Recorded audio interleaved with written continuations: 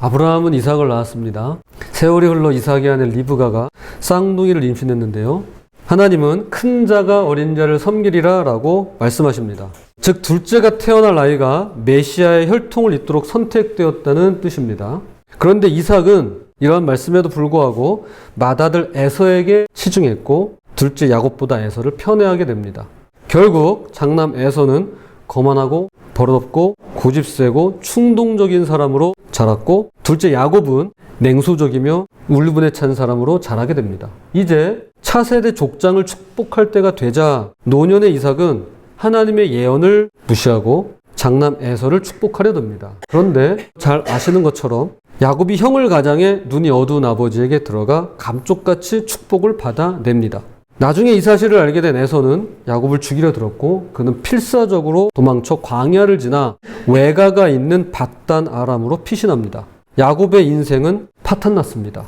가족과 유산을 잃었고 생전에 다시는 부모님을 뵙지 못하게 될 수도 있게 되었습니다.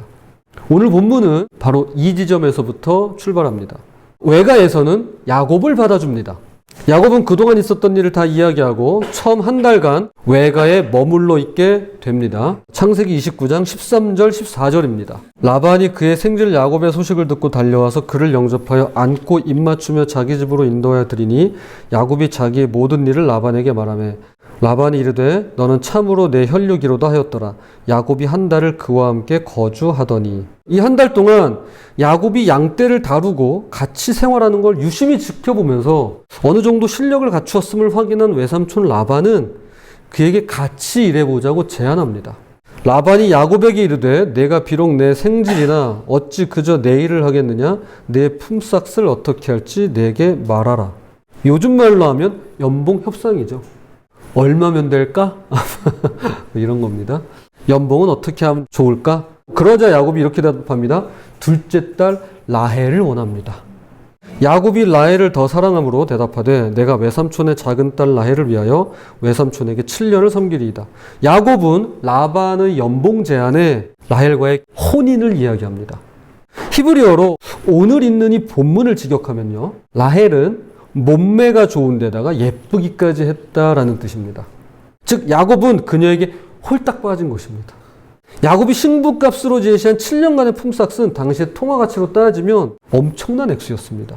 그런데도 그가 라헬을 얼마나 사랑하는지 마치 7년이 며칠 같았다고 성경은 기록합니다. 창세기 29장 20절입니다. 야곱이 라헬을 위하여 7년 동안 라반을 섬겼으나 그를 사랑하는 까닭에 7년을 며칠같이 여었더라. 마침내 7년이 지나고 야곱이 라반에게 말합니다. 야곱이 라반에게 이르되 내 기한이 찼으니 내 아내를 내게 주소서 내가 그에게 들어가겠나이다. 보통은 현대어 성경에서처럼 이런 식으로 말합니다. 삼촌, 기한이 다 찼습니다. 따님과 결혼하게 해주세요. 라고 하는 게 보통입니다. 그런데 이 성경의 표현은 개역 개정입니다만 좀 직설적인 걸 넘어 노골적입니다. 외삼촌의 딸과 어서 첫날 밤을 치르고 싶습니다. 당장 주십시오. 라고 이야기합니다. 야곱이 그녀를 얼마나 사랑하고 원했는지를 알 수 있는 대목입니다. 왜 그랬을까요?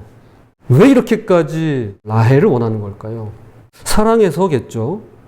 추측컨대 야곱의 삶은 공허했을 것입니다. 그는 아버지의 사랑을 받지 못했고요. 소중한 어머니의 사랑도 잃었으며 하나님의 사랑과 보호는 너무 오래된 일이라 까맣게 잊고 있었을 것입니다. 그러던 차에 이토록 아리따운 여인을 처음 봤으니 틀림없이 이렇게 생각했을 것입니다. 그녀만 있으면 드디어 내 비참한 인생도 뭔가 달라질 거야. 그녀만 있으면 내 문제가 해결될 거야. 그래서 의미를 찾고 인정받으려는 마음의 열망이 온통 그녀인 라헬에게 쏠릴 수밖에 없었던 것이었습니다. 퓰리처상을 수상한 어네스트 베커라는 작가가 있습니다. 그가 말하길 사람들이 하나님을 믿는 신앙을 잃고 나서 삶의 의미를 다른 무언가로 대체해 간다고 합니다. 그중 하나가 무엇이냐면 이 삶의 의미를 운명적 로맨스에서 찾는 것이라고 말합니다. 내가 신앙을 잃으면 그 다음에 무언가로 나를 채워야 되는데 그 공허함을 무엇으로 채우냐? 바로 운명적인 로맨스로 찾는다는 것입니다. 하나님을 믿는 데서 얻었던 초월성과 삶의 의미를 사랑과 로맨스에서 얻으려고 한다는 것입니다. 야곱은 내면이 공허했기 때문에 바로 이 로맨틱한 사랑이라고 하는 우상숭배에 빠지기 쉬웠다는 것입니다. 그는 라헬을 얻기 위해 7년간 무보수로 일하며 통상적인 값보다 4배나 더 많은 값을 치러야만 했고, 비양심적인 외삼촌 라반은 야곱이 지독한 상사병에 걸린 것을 알고 그걸 이용해 먹었던 것이었습니다. 라헬과 결혼해도 되겠냐는 물음에 라반은 일부러 애매하게 대답하기도 했더랬습니다. 라반이 이르되 그를 내게 주는 것이 타인에게 주는 것보다 나으니 나와 함께 있으라. 이것은 알겠다, 주겠다, 그래, 허락해 줄게, 이런 약속이 아닙니다. 야곱은 그저 자기가 듣고 싶은 대로 이것을 승낙으로 받아들인 것뿐입니다. 여기서 그 원칙은 적용되죠. 사람은 누구나 듣고 싶은 말만 듣고 싶어 합니다. 엄밀히 보자면 라반의 이 말은 너와 라헬이 맺어지는 것도 괜찮지 정도에 불과합니다. 그래서 어떤 일이 벌어지나요? 혼례를 올리고 잔치를 벌이고 첫날밤을 다 치르고는 아침에 눈을 떠보니 자기 옆에 누워있던 여인은 라헬의 볼품없는 언니 레아였습니다. 야곱이 분노하며 라반에게 가서 따집니다. 어찌하여 저에게 이런 일을 하셨습니까? 저는 라헬과 결혼하려고 외삼촌을 위해 열심히 일했습니다. 그런데 외삼촌은 왜 저를 속이셨습니까? 라반이 말했습니다. 우리 지방에서는 큰딸보다 작은딸을 먼저 시집 보내는 법이 없다네. 결혼식 기간 일주일을 채우게. 그러면 라헬도 자네에게 주겠네. 그 대신 나를 위해 7년 동안 더 일해 주어야 되겠네. 요즘 말로 암유발 사건이죠. 여러분이 야곱이라면 납득이 되시나요? 우리 결혼하신 분들은 빼고 앞으로 결혼을 하실 분들, 결혼을 원하시는 분들 납득이 되나요? 아니, 여기 부모님들이 계시니까 부모님 입장이라면, 야곱의 부모님이시라면 어떠시겠습니까? 이제 올무에 걸리고 덫에 빠진 야곱이 어떻게 하나요? 또다시 라헬을 얻으려고 7년을 더 일합니다.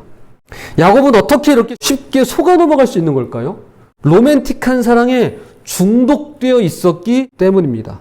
이건 결코 좋은 게 아닙니다. 건강하지 못한 관계입니다. 마치 마약같이 삶의 현실을 제대로 보지 못하고 도피하게 만드는 것입니다. 고통을 달래는 마취제인 셈이죠.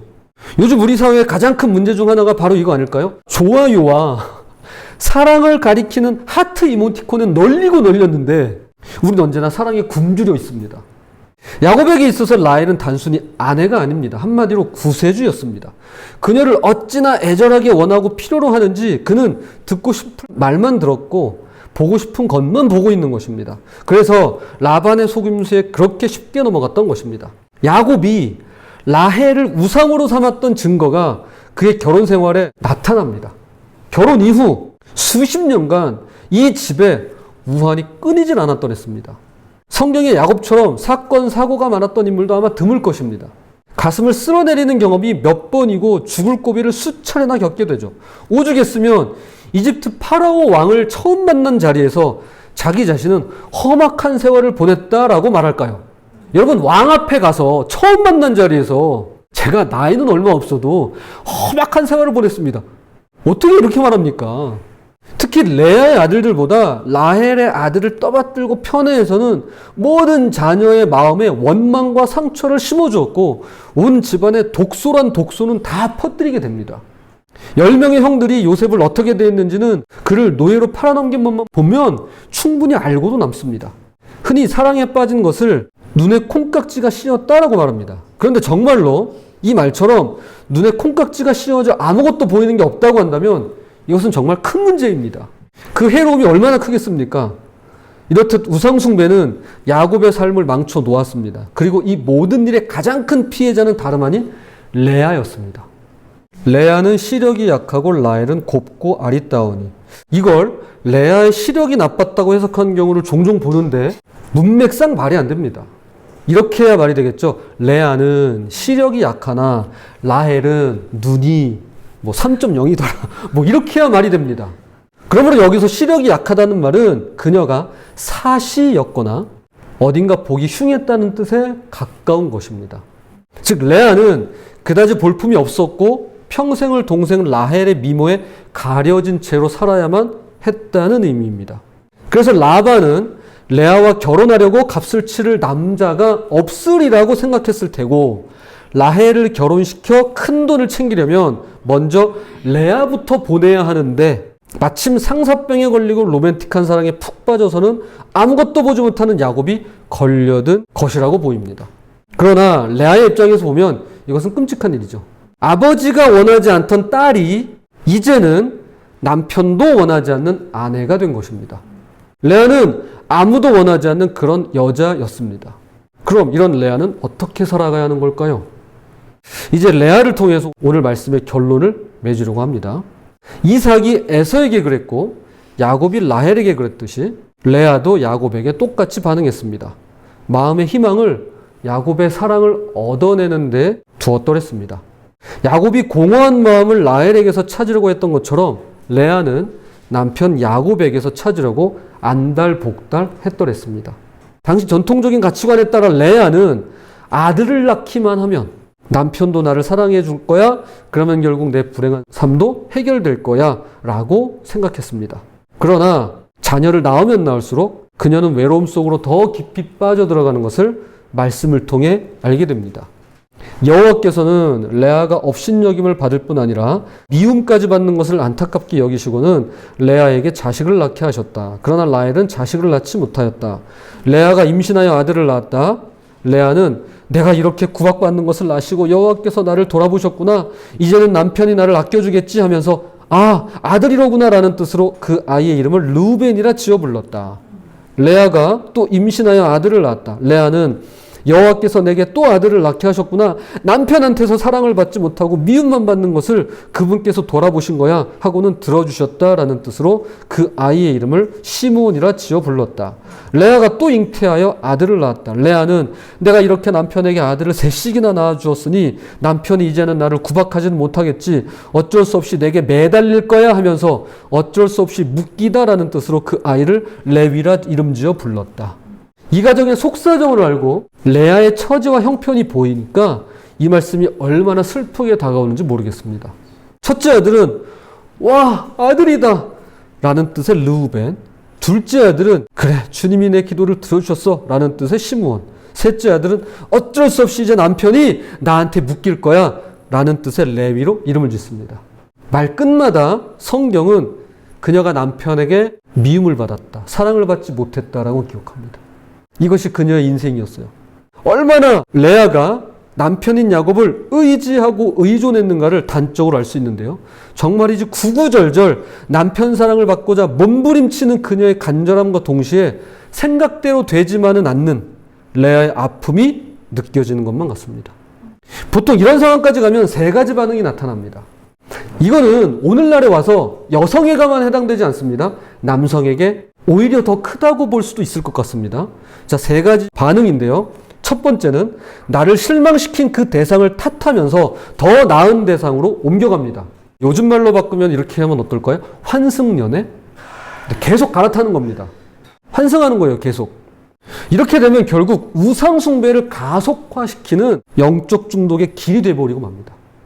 왜? 이 사람이 채워지지 못하는 걸 우리는 계속 다른 사람을 찾거든요. 이것은 중독인데요. 그냥 중독이 아니라 영적인 중독입니다. 예수님이 만나신 여인 중에 바로 여기에 해당되는 경우가 있습니다.